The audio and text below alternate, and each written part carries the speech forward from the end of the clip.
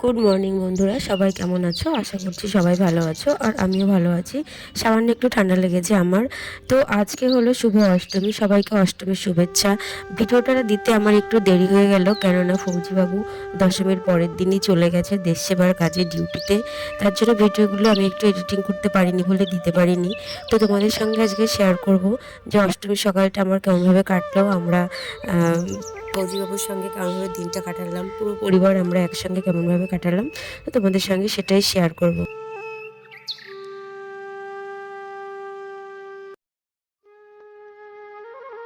সকাল সকাল আমরা ফ্রেশ হয়ে সবাই মিলে একসঙ্গে ঠাকুরতলায় গিয়ে অঞ্জলি দিয়ে এসেছি।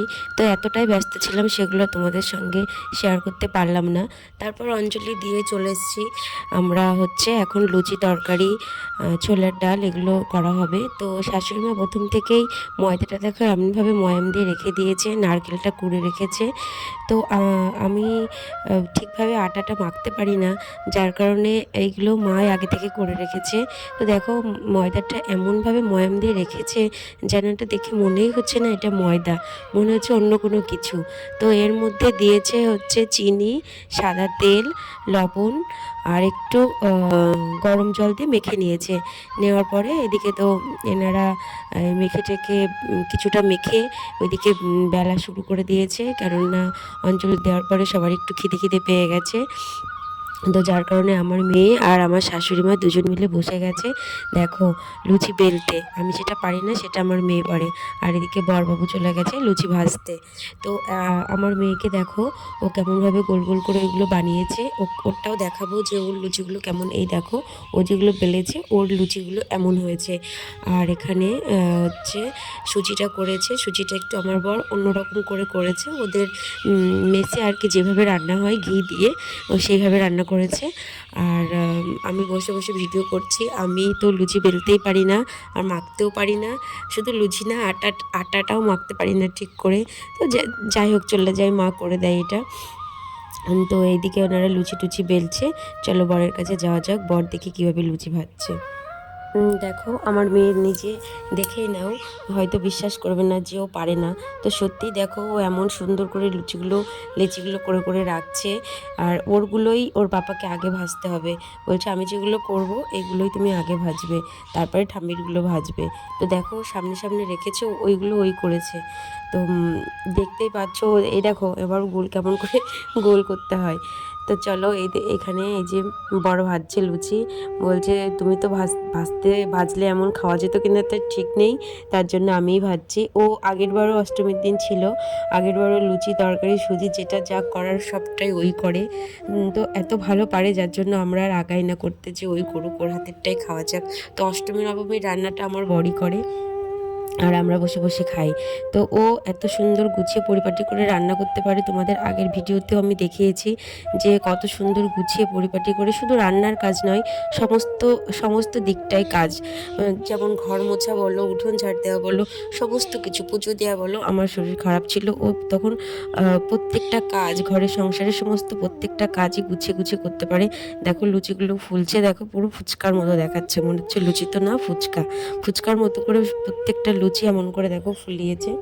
ফোলানোর পরে আমরা বলছি যাই হোক যে কটা ভাজা হয়েছে আগে একটু খেয়ে নেওয়া যাক, তারপর আবার আবার কিছুটা করা যাবে।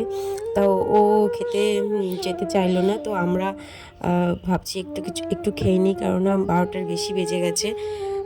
ও বলছে আমি পুরোটা কমপ্লিট করেই তারপরে খাবো, তোমরা খেয়ে নাও। ও নিজে আসলো না খেতে। ওদিকে শ্বশুরমশাই আছে, শ্বশুরমশাইয়েরও খিদে পেয়ে গেছে, ওনাকে দিতে হবে খেতে। ও চলে যাওয়ার পরে যেহেতু ভিডিওটা এডিটিং করছি, এত মনটা খারাপ লাগছে না, এত মনটা খারাপ লাগছে সেটা আর তোমাদেরকে বলে বোঝাতে পারবো না। যারা এই ফিলিংসটা তারাই অনুভব করতে পারছো, যাদের দুর্গাপুজোর পরে তাদের প্রিয়জন তাদেরকে ছেড়ে চলে গেছে। আর তারপরে সেই একাকিত্ব জীবনটা আবার উপভোগ করছি আমরা। তারাই একমাত্র বুঝতে পারবে যে এই দিনগুলো কত কত মিস করি আমরা, কতভাবে এই দিনগুলোকে পাওয়ার জন্য আমরা কত কত কত দিন আশা করে থাকি। এক একটা দিন আমাদের কেমনভাবে কাটে আর কেমন করে আমরা এই দিনগুলো পাওয়ার জন্য এত আগ্রহ করে থাকি যে আমরা কবে এই দিনগুলো আবার পাবো, কবে আবার আমরা একসঙ্গে থাকবো। তো এত কষ্ট হয় যখন আসে, তখন তো মনের মধ্যে অনেক আনন্দ থাকে, আর ঠিক যখন যাওয়ার সময় হয়ে যায় তখন আমাদের আর কিছু ভালো লাগে না। তো দশমীর পরদিনই যেহেতু চলে যাবে, আর কিছু ভালোও লাগছিল না তেমন, যে দশমীও শেষ, মাও চলে যাবে, সেও চলে যাবে। উম একদিকে আনন্দ, একদিকে মন খারাপ। আর তবুও মনে করছিলাম যে যেটুকু সময় আছে সেইটুকু একসঙ্গে আনন্দ উপভোগ করা যাক। তো তারপর আমরা একসঙ্গে সবাই বসলাম। এই যে ও আবার এইদিকে ডালটা বসিয়ে দিয়েছে, যে ডালটা আমি করব, মানে সবটাই ও করে। আমি আবার একটু নিয়ে মেয়েকে বললাম খেয়ে নিতে, আর ওকে একটু বলছি খেয়ে নিতে। তো ও না না করছিল, তাও জোর করে একটু মুখের মধ্যে দিলাম। তো এমনই মনে হয় যে এগুলো যেন আমাদের কাছে স্মৃতি। এগুলো যেন মানে কখন যে আমরা এই দিনগুলোকে কেমনভাবে যে আমরা পার করে ফেলি সেগুলো বোঝাই যায় না, যে আমরা কত কেমনভাবে যে দিনগুলো আমাদের কেটে যায় সেগুলো আমরা বুঝতেই পারি না, যে আমাদের দিনগুলো কেমনভাবে কেটে গেল। আবার একটা একটা করে দিন আমাদের গুনতে হয় যে কবে আবার একসাথে হব।